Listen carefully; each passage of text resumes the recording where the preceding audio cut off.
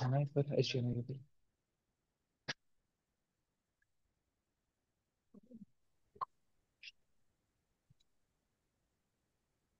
चलिए, last class में हम लोगों ने कुछ वलनरेबिलिटीज एक्सप्लॉइट करके देखी थी। कौन कौन सी बताया था मैंने आपको लास्ट क्लास में? कमांड इंजेक्शन और फाइल अपलोड बताया नहीं था। फाइल अपलोड के बारे में मैं कुछ बता रहा था आप लोगों को। वेबलाइजर एक्सटेंशन के बारे में बताया था, राइट? तो वेबलाइजर एक्सटेंशन आपको क्या बताया था कि कौन कौन सी सर्वर साइड टेक्नोलॉजी है जो आपके वेबसाइट पे यूज हो रही है। वो पता करने के बाद आप क्या करोगे, आप उस सर्वर साइड लैंग्वेज में एक मेलिशियस फाइल क्रिएट करोगे। अब वो मेलिशियस फाइल कुछ भी कर सकता है, हो सकता है कि वहां पर सिर्फ आपको कमांड्स एग्जीक्यूट करने दे, या फिर वहां पर आपको पूरे उस पर्टिकुलर मशीन का रिवर्स शेल भी आपको प्रोवाइड कर दे। ठीक है, रिवर्स शेल वर्ड से आप लोग ऑलरेडी फेमिलियर होंगे, पता होगा आपको कि रिवर्स शेल वर्ड का मतलब क्या होता है। तो इसके लिए आपको PHP के मेलिशियस वेब शेल्स आइडेंटिफाई करने पड़ेंगे। ठीक है, तो हम लोग यहाँ पे दो वेब शेल, इन इन चीजों को क्या बोला जाता है, जो आप मेलिशियस फाइल अपलोड करते हो किसी भी सर्वर पे, जो सर्वर साइड लैंग्वेज में लिखी जाती है उसको क्या बोला जाता है, वेब शेल। तो ये लिख लेना अलग से आप लोग। वेब शेल्स वो मेलिशियस फाइल्स होती हैं जिनको आप अपलोड करते हैं किसी भी वेबसाइट के थ्रू वेब सर्वर पर, ताकि वो कुछ मेलिशियस एक्शन परफॉर्म करे। तो हमें PHP लैंग्वेज के लिखे हुए कुछ मेलिशियस वेब शेल्स चाहिए। तो आप सर्च करिए। एक आपके काली में पहले से होता है, जो रिवर्स शेल होता है PHP का, वो आपके काली मशीन पे पहले से ही होता है। और एक और है, एक सिंगल लाइन की कमांड है। तो उसके लिए आप सर्च कर सकते हो PHP command web shell, search कर लो, कोई प्रॉब्लम नहीं है। आप गूगल पे सर्च करिए PHP कमांड वेब शेल। एक वेबसाइट आएगी एक्वानेटिक्स की, फर्स्ट नंबर पे उसको ओपन करिए।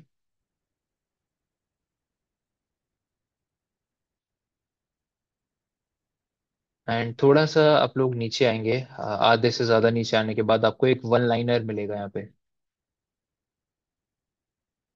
ये वन लाइनर मिलेगा, PHP सिस्टम गेट CMD इस तरीके से लिखा हुआ। ये वन लाइनर, इसको बोलते हैं कमांड शेल या कमांड वेब शेल।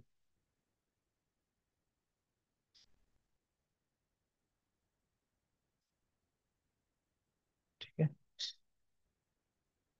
तो इनको परफॉर्म करके देखते हैं कि कैसे इसके थ्रू आप मेलिशियस एक्शन परफॉर्म कर सकते हैं। तो वेब एप्लीकेशन आप वही DVWA ओपन कर लीजिए, सभी ने अपना OSBWA ओपन कर लीजिए, उसके बाद DVWA को ओपन कर लीजिए।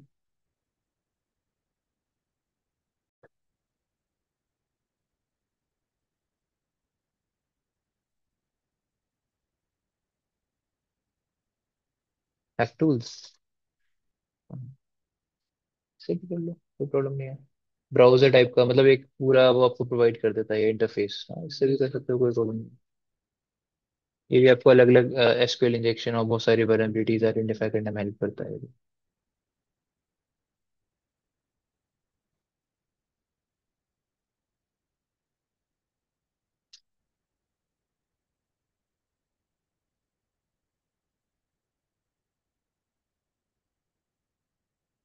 तो आप लोग क्या करिए, ये जो वन लाइनर है इसको कॉपी करिए, और अपने CMD में जाकर, सॉरी इसमें टर्मिनल पे जाके एक फाइल क्रिएट करिए, और फाइल के अंदर आप इसको पेस्ट कर दीजिए। ठीक है, फाइल का एक्सटेंशन, हाँ काली पे फाइल का एक्सटेंशन क्या रखेंगे आप, .php।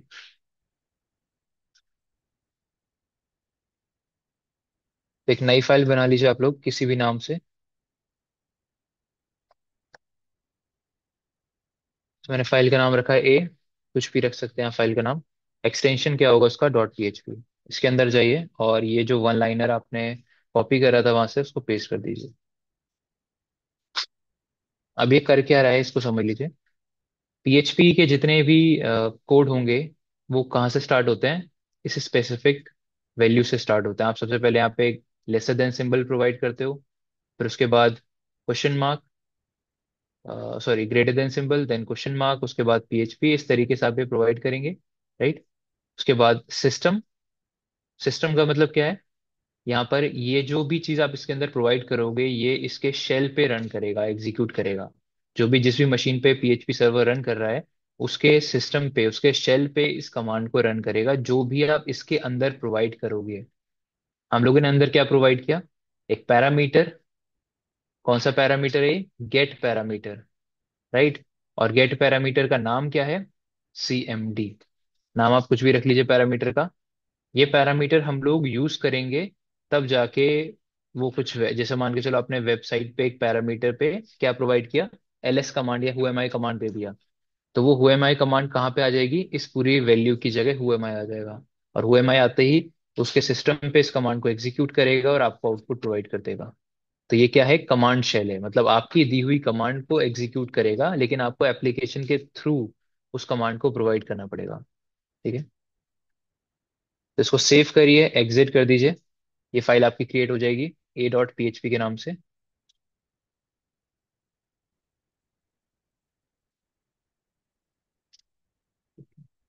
अब इसका जो भी आईपी एड्रेस है इसको मैं यहाँ पे ओपन कर लेता हूँ।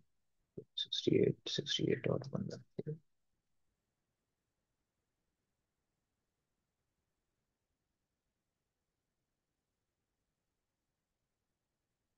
यहाँ पे आप डीवीडब्ल्यू पे जाइए, लॉग इन कर लीजिए डीवीडब्ल्यू पे।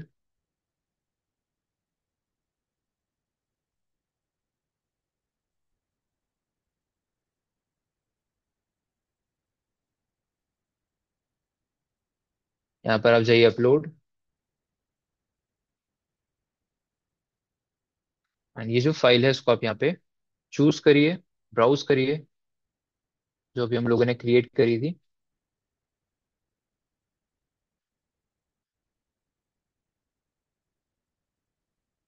a.php, ठीक है। और इसको आप वहाँ पे ओपन कर दीजिए। तो अभी इसने पे फाइल क्या करिए, अभी जस्ट चूज कर रखी है। उसके बाद आप किस बटन पे क्लिक करेंगे? अपलोड पे, ताकि ये जो फाइल है जिसको चूज कर रखा है आपने वो अपलोड हो जाए। अब अपलोड होने के बाद फाइल कहाँ गई वो आपको उसने बता दिया। फाइल कहाँ पे गई है? एक फोल्डर है यहाँ पे /hackable/uploads। अगर ये लोकेशन आपको नहीं बताई जाती है, जैसे हर हर जगह आपको नहीं बताया जाएगा कि आपकी फाइल कहाँ पे गई है, तो आप फिर डायरेक्टरी ब्रूट फोर्सिंग परफॉर्म करेंगे। डायरेक्टरी ब्रूट फोर्सिंग क्या होती है?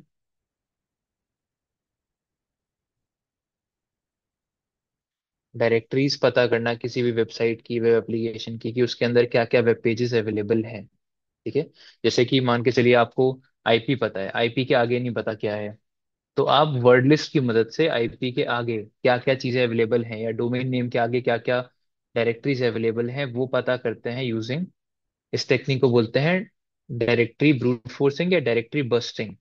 डायरेक्टरी बस्टिंग का मतलब क्या है? सेम चीज कि आप डायरेक्टरीज को ब्रूट फोर्स कर रहे हो, आइडेंटिफाई कर रहे हो कि इस डोमेन नेम के बाद, इस पेज के बाद कौन कौन से और भी वेब पेजेस अवेलेबल हैं। ठीक है। तो उसके लिए आप एक बहुत पॉपुलर टूल यूज करते हैं, उस टूल के बारे में समझ लीजिए। गो बस्टर।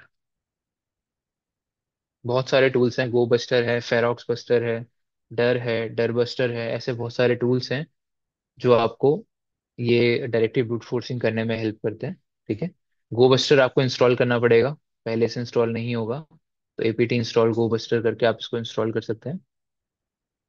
कमांड इसको यूज करने की सिंपल है, जैसे आपके सामने यहाँ पर लिखा हुआ है।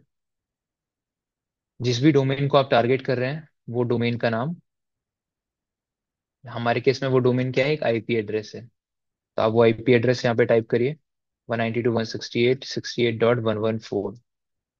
इससे पहले मैंने मेंशन करा है हाइफन सिर्फ डीआईआर। डीआईआर का मतलब है कि हम लोग डायरेक्टरी ब्रूट फोर्सिंग कर रहे हैं, क्योंकि इसके गो बस्टर के थ्रू आप और भी चीजें ब्रूट फोर्स कर सकते हो, बट हम लोग अभी के लिए सिर्फ क्या ब्रूट फोर्स कर रहे हैं यहाँ पे? डायरेक्टरीज। तो आपने डीआईआर ऑप्शन यूज करा, हाइफन हाइफन यूआरएल या फिर हाइफन यू आप दे सकते हो यहाँ पे, जिससे आप यूआरएल प्रोवाइड करोगे। जिस यूआरएल तक आपको पता है कि ठीक है यहाँ ये आईपी मुझे पता है, या फिर इस आईपी के आसपास और भी चीज आपको पता है, जैसे हमें पता है कि हम इसके अंदर कहाँ पे हैं, डीवीडब्ल्यू पे। जैसे आप वेब पेज चेक करो, यहाँ पर इसके बाद कौन सा वेब पेज आ रहा है? डीवीडब्ल्यू। तो जहां तक आपको पता है वहां तक आप रहने दीजिए, वहां तक आप दे दीजिए यहाँ पे कंटेंट। इसके आगे कौन कौन से वेब पेजेस अवेलेबल हैं वो ये आपको निकाल के देगा। है ना, जैसे कोई वेबसाइट है, मान के चलो कि google.com, अब google.com/ और क्या क्या वेब पेजेस अवेलेबल हैं google.com के, वो आपको ब्रूट फोर्स करके पता चलेंगे। ठीक है, जैसे GICACH.com पे करा आपने, तो उस पे उसके आगे और कौन कौन से वेब पेजेस अवेलेबल हैं, about us, contact us, courses, ये वो ट्रेनर्स, ऐसे करके अलग अलग पेजेस हैं। वो सारे पेजेस की लिस्ट आपके सामने ये ब्रूट फोर्स करके निकाल के देगा। ठीक है, वर्ड लिस्ट की मदद से आप उसको वर्ड लिस्ट प्रोवाइड करते हो, ये रही वर्ड लिस्ट। -W से आपने क्या प्रोवाइड कर रखा है यहाँ पे, एक वर्ड लिस्ट। अब वर्ड लिस्ट के अंदर जितने भी वर्ड्स होंगे, ये सारे वर्ड्स को एक एक करके उस लोकेशन पे लगाएगा। लोकेशन मतलब DVWA के बाद, या आपने DVW नहीं दिया है तो IP के जस्ट बाद, उन सारे फाइल्स को लगाएगा, उन सारे नामों को लगाएगा जो आपने इस वर्ड लिस्ट के अंदर एंटर करे हैं। ठीक है, अगर आप कोई एक्सटेंशन भी ऐड करना चाहते हैं तो आप -X से लगा दीजिए एक्सटेंशंस। अब बता दीजिए कि हम लोग PHP फाइल ढूंढ रहे हैं, TXT ढूंढ रहे हैं, HTML, JPG, PNG, जो भी इमेजेस या जो भी फाइल टाइप आप सर्च कर रहे हो, जो एक्सटेंशन आपको पता है वो एक्सटेंशन आप यहाँ पे दे सकते हैं। तो उसके अकॉर्डिंग क्या करेगा ये, ब्रूट फोर्स करेगा, डायरेक्टरी बस्टिंग परफॉर्म करेगा, ताकि आपको ये बता पाए इसके आगे और कौन कौन से वेब पेजेस अवेलेबल है। ठीक है, अब इस वर्ड लिस्ट के अंदर अगर वर्ड, अगेन सारी चीजें डिपेंड करती है वर्ड लिस्ट पे, वर्ड लिस्ट के अंदर अगर वर्ड्स नहीं होंगे तो ये कुछ नहीं कर पाएगा। अगर वर्ड लिस्ट के अंदर वो वर्ड है जो आपके डायरेक्टरी में, जो आपके वेब सर्वर पे एक्चुअल में अवेलेबल है, तब ये काम करेगा। रॉक्यू के अंदर हम पासवर्ड होते हैं, इसलिए इसकी ना अलग से आती है वर्ड लिस्ट। देखो इसकी वर्ड लिस्ट कहाँ पे मिलेगी आपको, USR शेयर वर्ड लिस्ट के अंदर आप आ गए। उसके बाद दो फोल्डर्स हैं जिनके अंदर आपको बहुत सारी वर्ड लिस्ट मिल सकती हैं। पहला फोल्डर है जिसका नाम है डरबस्टर, और दूसरा फोल्डर है जिसका नाम है डर्ब, DIRB। ये दो फोल्डर्स हैं जो आपको डायरेक्टिव ब्रूट फोर्सिंग की वर्ड लिस्ट प्रोवाइड करते हैं। तो आप डरबस्टर के अंदर भी जा सकते हो, डर्ब के अंदर भी जा सकते हो, बहुत सारी वर्ड लिस्ट आपको उसके अंदर देखने के लिए मिलेंगी। ठीक है, उनमें से बहुत ज्यादा पॉपुलर एक वर्ड लिस्ट है जिसका नाम है directory list lower case 2.3 medium.txt। ऐसी और भी अवेलेबल हैं वर्ड लिस्ट वहाँ पे, तो आप सभी को भी ट्राई कर सकते हो, जो आपका, जो भी आपको ठीक लगे। लास्ट में आप थ्रेड्स दे सकते हो। थ्रेड्स आपको पता ही है सभी को, थ्रेड्स का मतलब होता है कितने नंबर ऑफ रिक्वेस्ट वो एक साथ भेज सकता है, एक बार में कितनी रिक्वेस्ट भेजेगा। थ्रेड्स के वैल्यू को लिमिटेड रखना चाहिए, मैक्सिमम भी नहीं करना चाहिए, क्योंकि उससे जो टूल है वो कुछ चीजें मिस कर सकता है जो शायद एक्चुअल में हो, लेकिन आपको बताएगा कि वो नहीं है। ठीक है, या कोई चीज ऐसी बता देगा जो एक्चुअल में नहीं होगी वहां पे अवेलेबल। तो ये आपको अलग अलग पेजेस बता देगा जो भी इसको मिलेगा। जैसे इसको ये सारे पेजेस मिले हैं, login.php, login.php, security.php, docs, index, external, logout. तो जो जो पेजेस उसको मिले वो ये पेजेस आपको बताता जाएगा। ठीक है, जैसे कि एक पेज इसको मिला है जिसका नाम क्या है, वल्नरेबिलिटीज, और यही पेज आपको यहाँ पर दिख रहा है। आप किस पेज में थे, वल्नरेबिलिटीज में ही थे, राइट। तो ऐसे करके ना आप डायरेक्टली ब्रूट फोर्सिंग कर सकते हो, जो आपको हेल्प कर सकता है पता करने के लिए कि और कौन कौन से वेब पेजेस आपके वेबसाइट पर अवेलेबल हैं। समझ आया।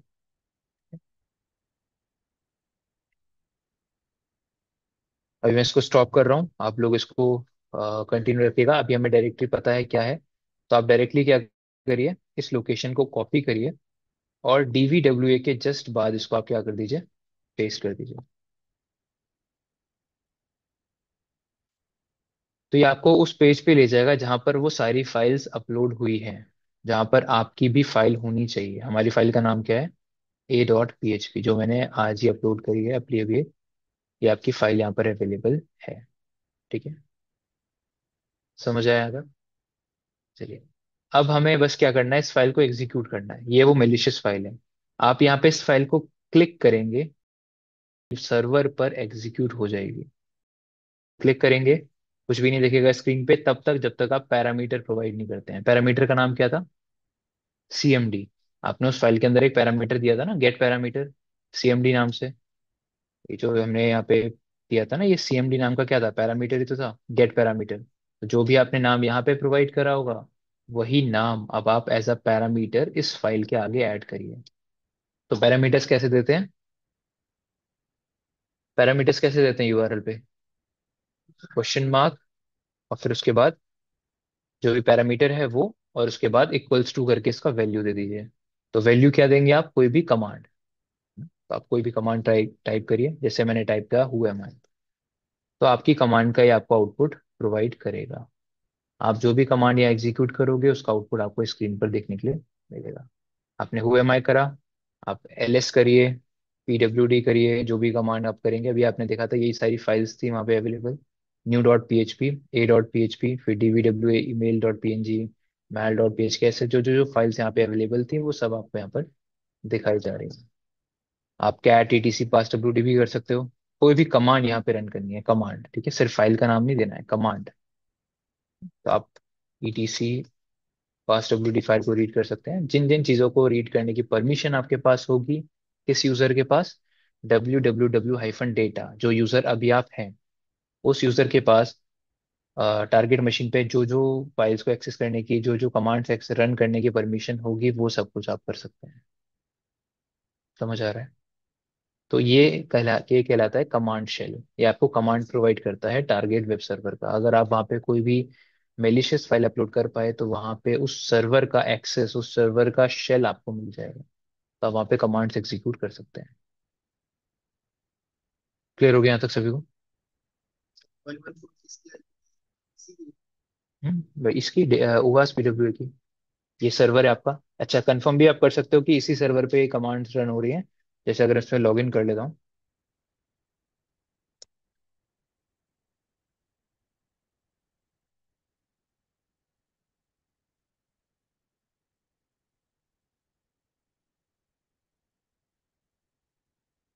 मान के चलिए कि आप किसी स्पेसिफिक लोकेशन पे जाके कोई फाइल बना के बना दीजिए, और वहां पे फिर हम चेक करेंगे कि वो फाइल बनी या नहीं बनी, ठीक है। जैसे यहीं पे इस लोकेशन की बात करते हैं। पहले पता करिए कि लोकेशन कौन सी है जहां पर अभी आप कमांड्स एग्जीक्यूट कर रहे हैं। तो वो कैसे पता करेंगे आप? PWD। तो ये लोकेशन है, ठीक है, इसको मैं कॉपी कर लेता हूँ यहाँ पे। तो कॉपी कर लीजिए पहले। अच्छा, यहाँ पेस्ट नहीं होगा शायद ये। बस PWD, ठीक है, तो ये पेस्ट शायद ही हो। पेस्ट नहीं होगा। तो यहाँ पे आप CD करके उस लोकेशन पे चले जाइए। वास्ट BWA, DVWA गेट, इसके बाद रहेगा वल्नरेबिलिटीज अपलोड। इस लोकेशन पे थे हम लोग। आप यहाँ पे LS करिए। तो ये कुछ फाइल्स आपको दिखाई दे रही है, और भी आगे था तो कुछ अपलोड के आगे। नहीं, ये स्पेसिफिक लोकेशन अपलोड्स वाली, ठीक है। अब आप यहाँ पर जाके मान के चलिए कि हम लोगों ने इस लोकेशन में कुछ फाइल्स वगैरह क्रिएट कर दी। जैसे कि, अच्छा, हैकेबल पे हम लोग, वल्नरेबिलिटीज पे नहीं है, तो आपका लोकेशन अलग है। तो CD डबल डॉट स्लैश फिर आप जाएंगे हैकेबल, ठीक है। ये फाइल्स यहाँ पे अवेलेबल है। अब आप वहां जाइए और एक फाइल क्रिएट कर दीजिए यहाँ से, ठीक है। फाइल्स कैसे क्रिएट कर सकते हैं? टच कमांड से। आप लिखिए टच और किसी भी फाइल का नाम, कोई फाइल डाल दीजिए, जैसे abc.txt, ठीक है। एंटर किया आपने, कोई भी आउटपुट नहीं आता जब हम टच कमांड रन करते हैं। आप LS करके कंफर्म करिए फाइल बना या नहीं हमारा यहाँ पर। ये बन रहा है abc.txt। वही फाइल यहाँ पर भी बन गया होगा। ये रहा ABC, ठीक है। तो अब जो भी कमांड वहां पर एग्जीक्यूट कर रहे हैं वो यहाँ पे भी एग्जीक्यूट होगी। बट लिमिटेड कमांड, ऐसा नहीं कि हम लोग रूट के फोल्डर के अंदर जाके कोई काम करें। आप सारी चीजें नहीं कर सकते। आप सिर्फ वही चीजें कर सकते हैं जो www-data यूजर को जिस चीज की परमिशन दी गई है। अगर आपके पास परमिशन नहीं है तो आप वो चीजें नहीं कर, जैसे मैं शेडो फाइल नहीं रीड कर सकता, जैसे मैंने आपको लास्ट क्लास में बताया था। शेडो फाइल हम रीड नहीं कर सकते क्योंकि उसकी परमिशन सिर्फ रूट यूजर के पास होती है। तो आप वो सारी चीजें कर सकते हैं। इस चीज को बोला जाता है कमांड शेल, जो आपको वेब सर्वर पर ही कमांड्स एग्जीक्यूट करने के लिए एक लोकेशन, एक पैरामीटर प्रोवाइड कर देता है, ठीक है। अब दूसरा तरीके का वेब शेल की हम लोग बात कर लेते हैं। वो आपके काली मशीन पे पहले से ही होता है, उसको बोलते हैं PHP रिवर्स शेल, ठीक है। आपको किस लोकेशन में जाना है? User share web shell PHP। इस लोकेशन पे जाने के बाद आप LS करेंगे तो यहाँ पे जो सबसे पॉपुलर रिवर्स शेल है PHP का, वो आपको आपके सिस्टम पे पहले से ही मिल जाएगा, ठीक है। और ये जो रिवर्स शेल है वो एक ऑर्गेनाइजेशन है, कंपनी उसने बनाया है, जिसका नाम है पेनटेस्ट मंकी। पेनटेस्ट मंकी एक वेबसाइट है, उसके उस वेबसाइट पे आपको और भी बहुत सारे रिवर्स शेल के कमांड्स मिल जाएंगे जो आप अलग अलग तरीके से यूज कर सकते हो। खासकर आप उसको यूज करोगे जब आप नेटवर्क पेनिट्रेशन टेस्टिंग कर रहे होंगे, ठीक है। तो अभी के लिए आप इस रिवर्स शेल को यूज करेंगे। हमेशा याद रखिएगा, जब भी आपको किसी कोई वेब सर्वर का एक्सेस लेना है, खासकर जिसमें पीएचपी रन कर रहा हो बैकएंड पे, तो आप यही फाइल वहां पर अपलोड करके एक्सेस ले सकते हैं उसका, ठीक है। तो PHP reverse shell dot PHP ये फाइल है। अब रिवर्स शेल का कॉन्सेप्ट आप लोगों को पता है पहले से ही। मैंने बताया था रिवर्स शेल के अंदर क्या मेंशन करना पड़ता है आपको।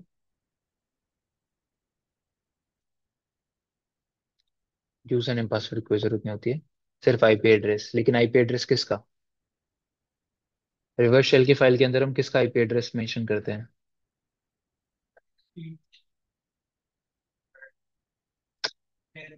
अटैकर का आईपी। रिवर्स शेल का कॉन्सेप्ट यही था ना कि आप फाइल वहां भेजोगे, फाइल वहां एग्जीक्यूट होगी, और वो रिवर्स कनेक्शन आपके मशीन तक बनाएगी। तो उसे पता होना चाहिए किस मशीन के साथ रिवर्स कनेक्शन बनाना है, स्टैब्लिश करना है। तो उसके लिए वो क्या करता है, अटैकर अपना डोमेन नेम या अपना आईपी एड्रेस वहां पे असाइन करेगा, ताकि जब वो फाइल एग्जीक्यूट हो सर्वर पे तो उसे पता हो कि कहाँ वापस आना है, किस मशीन के साथ रिवर्स कनेक्शन स्टैब्लिश करना है। तो उसके लिए आपको क्या करना पड़ेगा, इस फाइल को एडिट करना पड़ेगा, और इसके अंदर अपना आईपी एड्रेस जो आपकी काली का आईपी है वो आपको मेंशन करना पड़ेगा। अब ओरिजिनल फाइल में कभी भी चेंजेस मत करिए, क्योंकि इसमें चेंजेस कर दिया, कुछ गड़बड़ हो गया तो ये फिर आपको रिमूव करनी पड़ेगी, फिर इंटरनेट से डाउनलोड करनी पड़ेगी, नहीं। तो हमेशा ट्राई करिए कि ओरिजिनल फाइल में चेंजेस ना करें, इसको कॉपी कर लीजिए, और कहीं पे भी, जैसे मैं रूट में इसको पेस्ट कर देता हूँ, आप अपने जिस भी लोकेशन में आप चाहते हैं इसको पेस्ट कर दीजिए, ठीक है, ताकि ओरिजिनल फाइल में आप चेंजेस ना करें। आप अपने होम डायरेक्टरी में जाके चेक करिए, यहाँ पर एक फाइल आ गई होगी जिसका नाम है PHP reverse shell dot PHP। अब इस फाइल को मैं एडिट कर लेता हूँ। सो यहाँ पर थोड़ा सा नीचे आने के बाद आपको स्टार्टिंग में ही क्या दिख जाएगा, एक वेरिएबल होगा जिसका नाम है आईपी। वहां पर लोकल होस्ट का आईपी सेट होगा अभी के लिए। इसको चेंज करके आप क्या डाल देंगे यहाँ पर, अपना काली लिनक्स का आईपी। तो काली का आईपी भी चेक कर लीजिए क्या आ रहा है।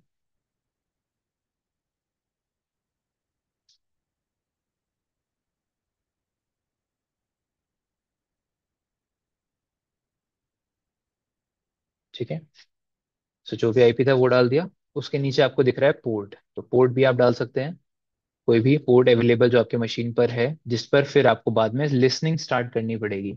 लिसनिंग स्टार्ट करोगे तभी तो आप वेट कर रहे होगे ना कि कोई आपके मशीन से कनेक्ट करे। अगर आप लिसनिंग नहीं कर रहे होंगे तो कनेक्शन रिक्वेस्ट आएगी भी, बट आपका मशीन उसको एक्सेप्ट नहीं कर पाएगा, क्योंकि आपका कोई पोर्ट ओपन नहीं। तो हमेशा याद रखिए, आपको वो पोर्ट यहाँ पे प्रोवाइड करना है जिसपे आप इजीली लिसनिंग कर सकते हैं, कोई भी अवेलेबल पोर्ट जो आपके मशीन में अवेलेबल है पहले से। मैं यही रहने देता हूँ उसको 1 2 3 4। सेव करिए अब, और एग्जिट कर दीजिए, ठीक है। अब ये फाइल तैयार हो चुकी है जो हम लोग दोबारा से अपलोड करेंगे सर्वर पे। सो वापस से जाइए आप अपलोड पॉइंट पे।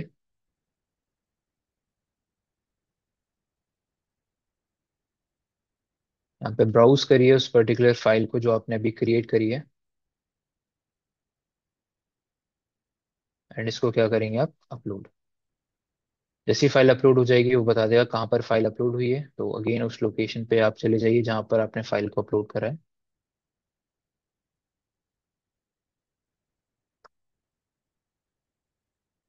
तो ये फाइल है जो 30 नवंबर की है। अब आप क्या करेंगे, इसको जस्ट क्लिक करके एग्जीक्यूट करेंगे, बट एग्जीक्यूट, क्योंकि ये क्या है, एक रिवर्स शेल की फाइल है। क्लिक करते ही क्या होगा, जो सर्वर है वो एक रिक्वेस्ट भेजेगा आपकी तरफ। तो आपको लिसनिंग स्टार्ट करनी पड़ेगी। वो लिसनिंग आप कैसे स्टार्ट करेंगे, नेटकैट की मदद से। नेटकैट यूज करा आप लोगों ने? नहीं करा अभी? नेटकैट के बारे में मैं बता दूंगा आप लोगों को। बहुत पावरफुल टूल है जो आपको अलग अलग चीजों में हेल्प करता है, खासकर जब हम पोर्ट्स ओपन करना चाहते हैं, कनेक्शन स्टैब्लिश करना चाहते हैं किसी मशीन के साथ। होगा क्या कि इस मशीन के पास रिक्वेस्ट आएगी हमारे मशीन के पास। अब हमारे मशीन पे एक पोर्ट ओपन होना चाहिए जो कि रिक्वेस्ट को एक्सेप्ट करेगा। किसी भी तरीके की रिक्वेस्ट आए उसको एक्सेप्ट करने में, जो पोर्ट, जो टूल अवेलेबल है, जो पोर्ट आप ओपन करना चाहते हैं वो ओपन कर लीजिए ताकि उसको कनेक्शन रिक्वेस्ट को एक्सेप्ट करे। तो उसमें नेटकैट एक बहुत पावरफुल टूल है जो बहुत सारी चीजें कर सकता है, जिसमें से एक चीज है पोर्ट्स को ओपन करना, कनेक्शन स्टैब्लिश करने के लिए। तो यहाँ पर हम जो कमांड यूज करेंगे इसके पोर्ट को ओपन करने के लिए, वो कमांड आप समझ लीजिए।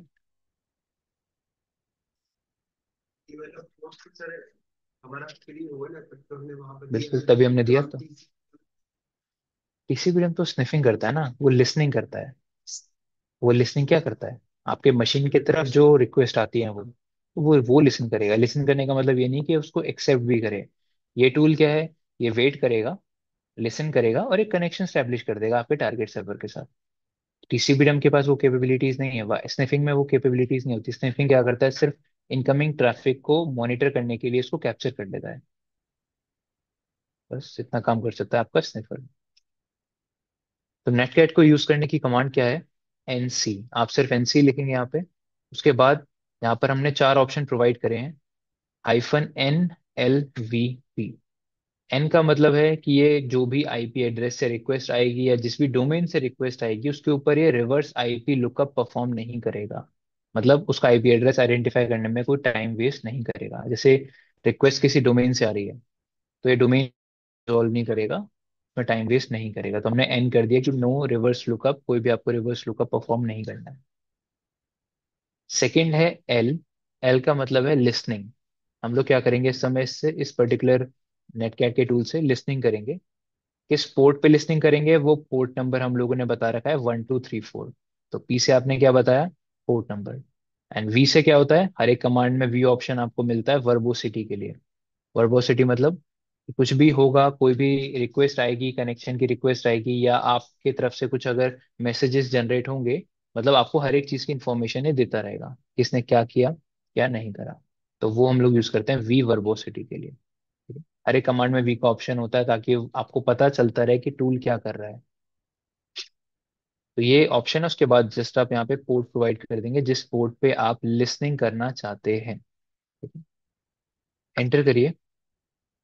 तो ये लिसन कर रहा है हमारे सिस्टम पे, कौन से पोर्ट पे, 1234 पोर्ट पे।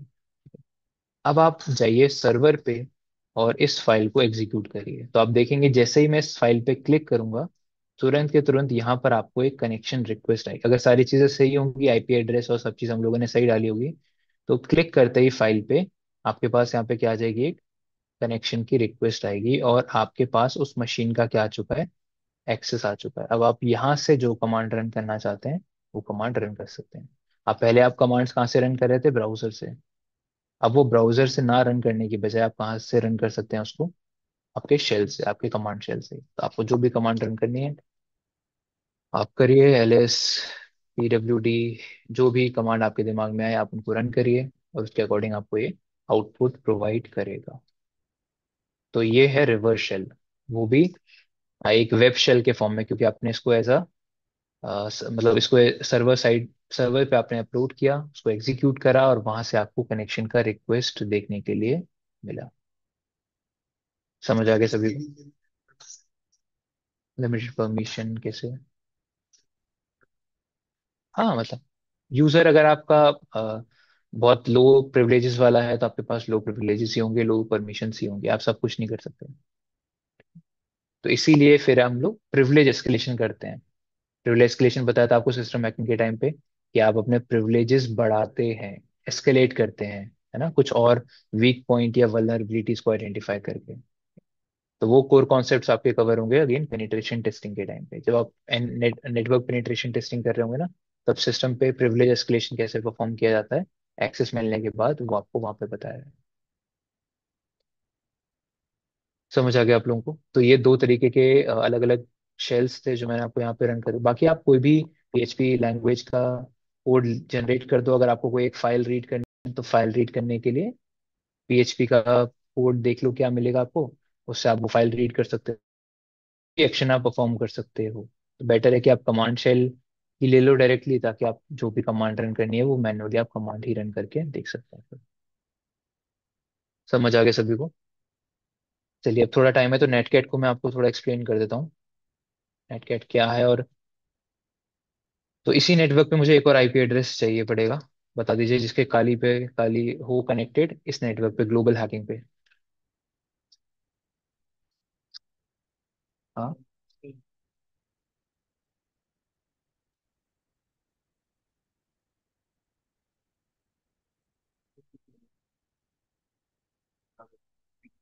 आपने लोकल उस पर डाल रखा है रिवर्ब पे, तो काली पे नहीं दिख रहा है ये।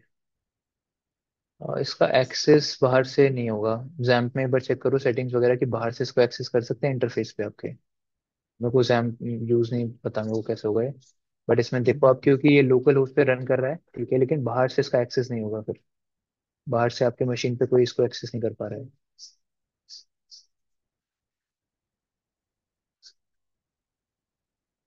कैसे? हाँ। नहीं, जैम्प से भी नहीं, जैम्प हटा दोगे तो फिर यहीं पे यहाँ पे भी नहीं चलेगा, वहां भी नहीं चलेगा।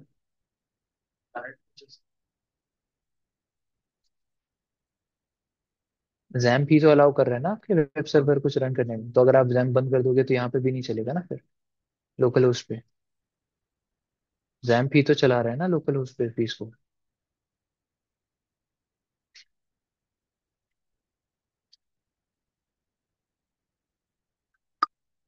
जैम्प के थ्रू ही होगा। जैम्प में चेक कर लो कि इसको आपके इंटरफेस पे इनेबल कर रखा है या नहीं, क्योंकि ये सिस्टम पे तो चल रहा है बट बाहर से एक्सेस नहीं है उसका। पर चेक कर लो उसको कैसे करते हैं सेटअप। अच्छा, इसी नेटवर्क में कोई और मशीन है, जल्दी बताइए। है? आईपी एड्रेस बताना अपना।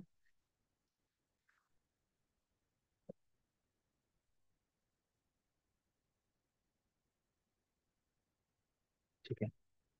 अब नेटगेट के थोड़े और प्रैक्टिकल समझ लीजिए आप लोग, नेटगेट और किस चीज में आपको हेल्प करता है। सबसे पहले हम लोग बात कर रहे हैं मैसेजेस करने, मान के चलो आपको दो मशीन के बीच में मैसेजेस करने हैं शेयर।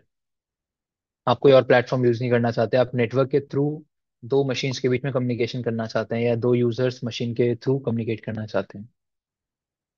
तो एक मशीन पे तो कमांड ये वाली चल जाएगी, ठीक है, और दूसरे मशीन पर ये वाली कमांड आप रन करिए जो मैं बता रहा हूँ। जिस मशीन को कनेक्ट करना है इससे, तो वो पहले मेरा आईपी एड्रेस ले लेगा। तो आप लिखिए netcat hyphen N V, IP address and port number जिस पे मैंने रन किया है। आप ये अपने सिस्टम पे कमांड टाइप करो।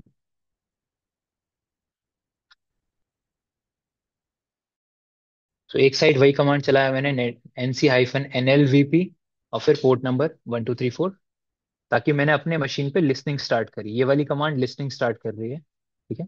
और ये वाली कमांड दूसरे वाले मशीन पे रन करोगे जिसको इस मशीन से कनेक्ट करना है। हाँ, एंटर कर दो। तो एंटर करते क्या होगा, मेरे पास मैसेज आ जाएगा कि इस मशीन ने कनेक्ट करा है हमारे साथ, ठीक है। अब आप कुछ भी वहां पे टाइप करो, जैसे मैंने हाई टाइप किया, आपको वहां पे दिख जाएगा स्क्रीन पे। आप कुछ भी टाइप करोगे तो वो मेरे को दिख जाएगा।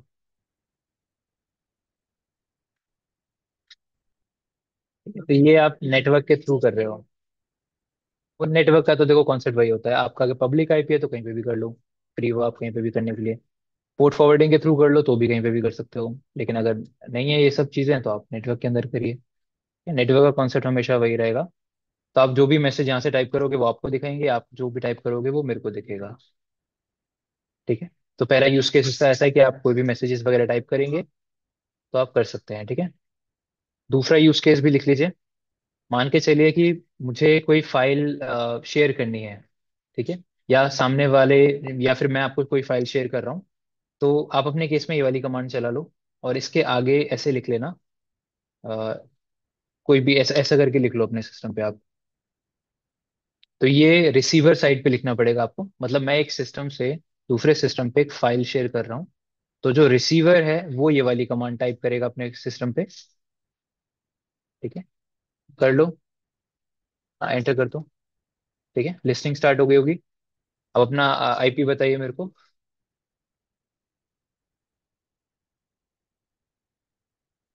और मान के चलिए मुझे कोई फाइल शेयर करनी है आपको। फाइल कोई भी ले लेते हैं, जैसे कि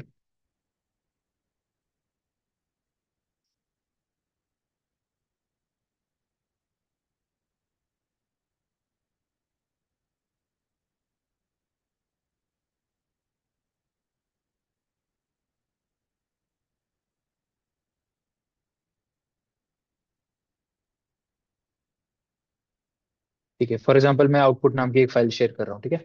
तो वो कैसे शेयर करूंगा, मैं यहाँ पे लिख दूंगा, ये मैं इनवर्ड एरो लगाऊंगा यहाँ पे कि मुझे ये फाइल भेजनी है, और उस फाइल का नाम आप यहाँ पे डाल दीजिए जिस फाइल को शेयर करना है। तो क्या होगा, ये फाइल आपके मशीन पर आ जाएगी। आपके पास आया होगा एक मैसेज। ठीक है, कंट्रोल सी करिए अब। यहाँ पे एलएस करके देखो, एक फाइल बन गई होगी 1.txt के नाम से, और उसको कैट करके देखिए। तो वही जो कंटेंट मेरे को यहाँ पे दिख रहा था, ये वाला, यही सेम कंटेंट आपको भी वहां पे उस फाइल के अंदर दिख जाएगा। दिख रहा है? सेम कंटेंट जो मैंने शेयर करा है वो आपको मिल जाएगा। हाँ, लिसनिंग की, ये वाली लिसनिंग की आप सिर्फ ये वाली कमांड रन करोगे, ये वाली, अगर आपको अपने मशीन पे कोई पोर्ट ओपन करना है। ठीक है, तो ये फाइल शेयरिंग शेयर हो गया। हम्म। क्या? ये कमांड आपने रन कर दी, ऐसी ये वाली? इसके साथ रन करो, आप कोई फाइल का नाम डाल दो।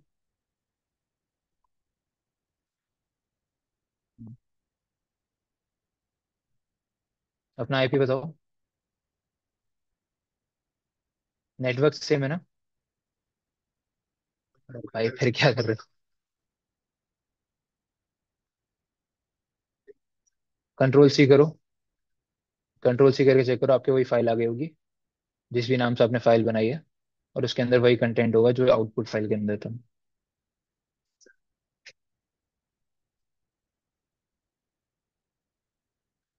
ठीक है, चलिए अब लास्ट करिए। ये मैंने अपने सिस्टम पे रन किया है, आप अपने सिस्टम पे जाइए और इस तरीके की कमांड रन करिए, -e/bin/bash। ये कमांड रन करिए। मेरा आईपी डालिएगा यहाँ पे, जो आईपी है 115।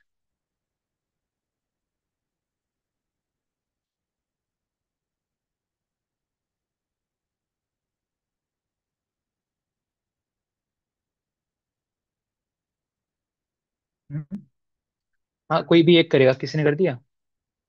ठीक है, तो अब बेसिकली यहाँ पे मुझे आपके मशीन का एक्सेस मिल गया होगा, रूट यूजर का। तो यहाँ पे मैं कोई भी कमांड रन कर सकता हूँ आपके मशीन पे, आपके मशीन को डिलीट भी कर सकता हूँ पूरा। ये ना, ये वाली जो कमांड है वो शेल को शेयर करने के लिए यूज होती है। अगर आप किसी मशीन के साथ एक शेल को शेयर करना चाहते हैं कि वो हमारे मशीन को रिमोटली कंट्रोल करके कुछ ट्रबल शूट करना है या कुछ भी करना है, या फिर हैकिंग पर्पस के लिए भी आप, एक बार में, एक बार में एक एक्सेस होगा। तो जो भी मशीन कनेक्ट करेगी उस मशीन का एक्सेस आपको मिल जाएगा। तो ये जो आईपी है, पोर्ट है, वो लिसनिंग मशीन का है। लिसनिंग मैंने अपने मशीन पे स्टार्ट करी थी। तो जिसको शेल चाहिए वो लिसनिंग करेगा, जिसको फाइल चाहिए वो लिसनिंग करेगा। ठीक है, और जिसको भेजनी है फाइल वो ऐसे भेजेगा, जिसको शेल शेयर करना है अपना वो ऐसे भेजेगा। तो हाइफन यहाँ पर एक एग्जीक्यूटेबल शेयर करने के लिए है। यही चीज विंडोज पे भी कर सकते हो आप। विंडोज पे भी नेटगेट चल सकता है। विंडोज में, अगर विंडोज में क्या शेयर करोगे आप यहाँ पे, सीएमडी। विंडोज में क्या शेयर करेंगे आप, सीएमडी। सीएमडी लिख लीजिएगा, अगर सीएमडी नहीं काम कर रहा है तो cmd.exe लिख देना। ठीक है, तो विंडोज के लिए भी नेटगेट की बाइनरी आती है nc.exe के नाम से, या ncx64.exe। बट आप अपने विंडोज में उसको डाउनलोड करोगे तो विंडोज उसको एज अ मालवेयर समझ के डिलीट कर देगा। तो अपना एंटीवायरस डिसेबल करके आपको नेटगेट को डाउनलोड करना पड़ेगा, अगर विंडोज के बीच में भी अगर आप कम्युनिकेशन करना चाहते हैं तो नेटगेट के through Windows to Linux, Linux to Linux, Mac to Linux, हर एक ऑपरेटिंग सिस्टम में आप क्रॉस कम्युनिकेशन कर सकते हैं। बस नेटगेट उस मशीन पर होना चाहिए। काली में पहले से होता है। विंडोज विंडोज के लिए काली में ही मिल जाएगा आपको।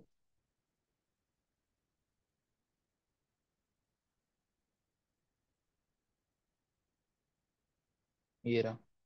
तो यहाँ पर पहले से अवेलेबल है।